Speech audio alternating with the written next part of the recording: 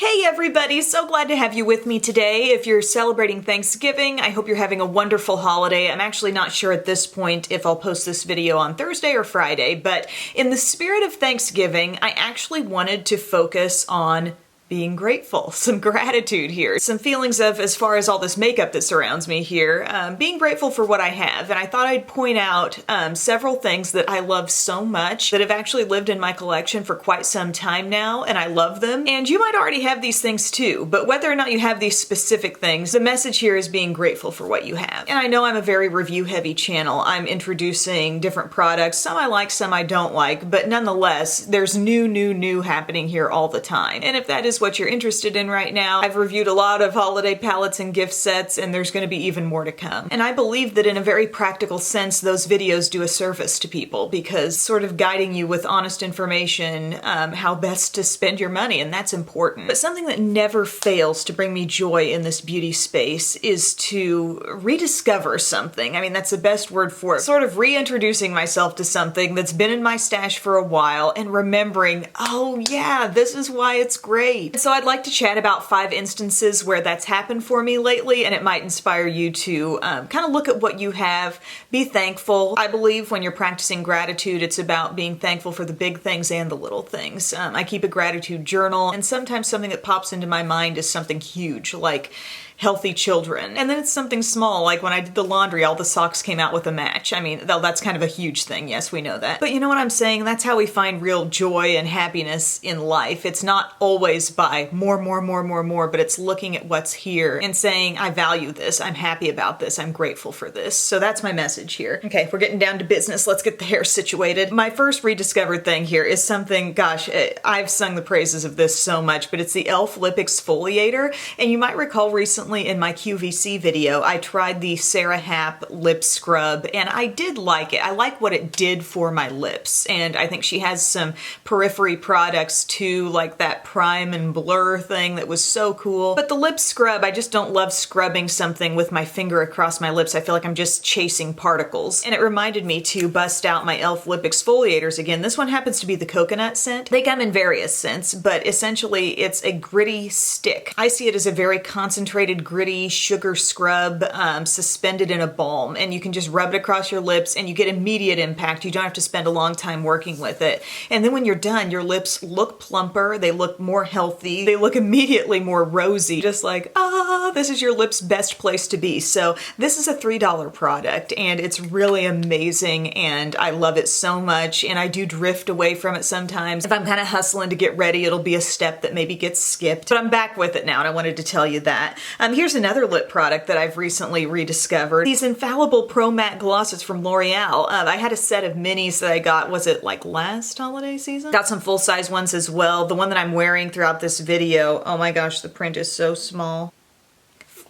No, I didn't have to get out a magnifying glass. I finally read it. It's Forbidden Kiss. Here is what I have on my lips. I also have this full size of Statement Nude, but Pro Matte Gloss, that's always been kind of a perplexing title for something. Matte and gloss just seem like opposites, but I would see it more as like a lip cream. You see it on my lips right now, and it's so full color and so opaque, but there is a little healthy, comfortable sheen to it. It's not one of those really wet look goopy glosses. It's just like a really perfect texture, and it almost reminds me a little bit of those Balm Jour products from the Balm, in that you put them on your lips and you do experience that gloss-like application, you know, with the wand applicator and everything, and there's some immediate wetness to the feel, but then it kind of works into the lips and somehow kind of comes off feeling like a thicker lipstick. Not like something you're really concerned about fading outside the lip line or anything like that. And there are a lot of really nice shades in this line. These are a classic example of a product where I've really studied the line. I know so deeply what I think about them. I've tried darn near every shade, and then they kind of get set back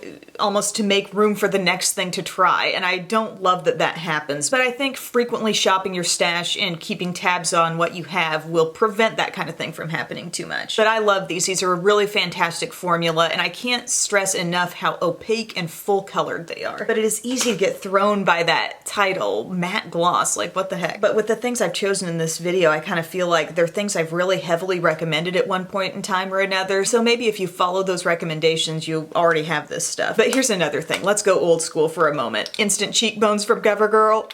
Love these blushes. I love the Cheekers blushes too. I think there are so many good ones in that line, but something that I really think is special about these, it's like you get a color family and you also get a highlighter in here that you can choose to use or not use. And I find that the blush tones in here tend to be kind of a satiny finish, like not ultra shimmery, but just enough of a healthy little something that looks so skin-like. And y'all, I've got all the color families covered here. I've got your peachy warmth, I've got your kind of berry cooler pink, and then I've got your neutral here. This is the newest one to me. It's in the newest packaging here. It's called Sophisticated Sable, and that's what I'm wearing right now. So can you get a sense of what's going on here? If you're a neutral blush fan, this is it. And I wouldn't even say this is barely there because it was plenty of color for me. But it's like a color you can't quite put your finger on, and then the glow. I mean, the highlight from this is all I'm wearing. They're just so good, and I love having always a deeper shade at the one end, sort of your main overall color in the middle, and then a highlight. And it's not that you have to always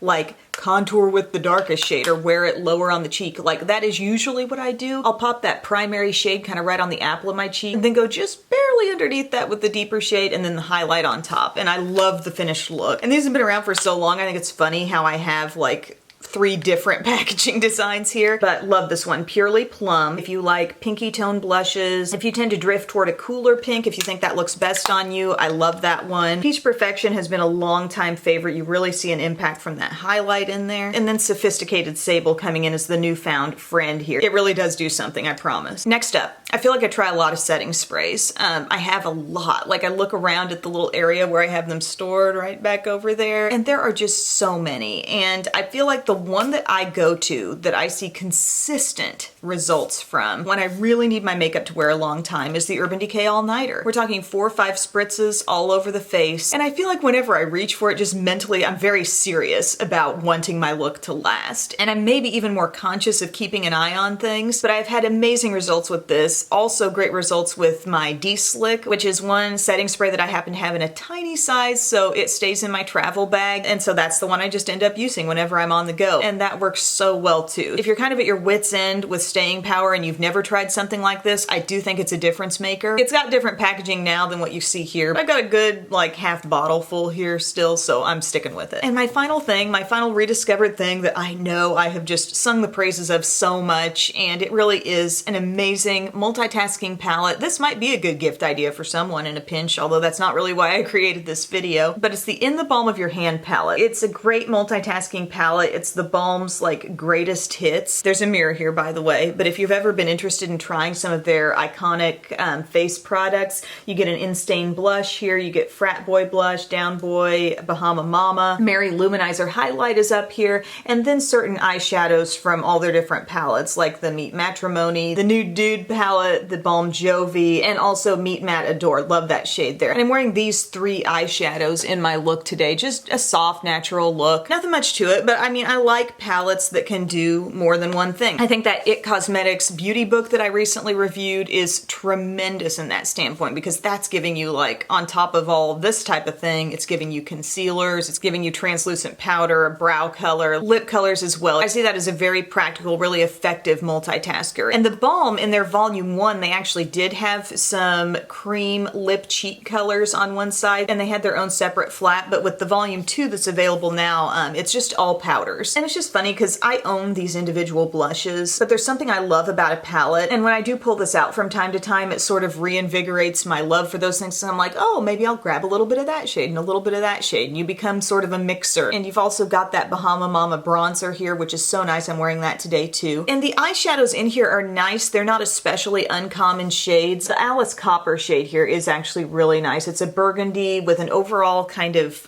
satiny finish and a little bit of sparkle. Everything's super user-friendly across the top. I find I use Mary Luminizer as an eyeshadow too. But to me, I see this as a real blush enthusiast palette because there are 3 separate shades of really phenomenal formula blushes here. If you've never tried anything from the Balm, this is a great place to start. And these blushes, each of them their own specific tone, they're just just exceptional. There's also no shimmer in anything across the bottom, but I just so enjoy that palette. I know I've talked about it a lot in the past, but it bears repeating. I think it's really great. So there you go, guys. 5 things in, I guess we'll call this a makeup gratitude, makeup appreciation video. Things that I've loved in the past and I still love now. And it's just fun to explore and appreciate what you have and rediscover some really great things. So I would love to hear some of the latest things that you've rediscovered in the comments section, and thank you so much for watching. I hope you have a wonderful holiday and safe travels if you're out and about, and I will talk to you again very soon. Bye.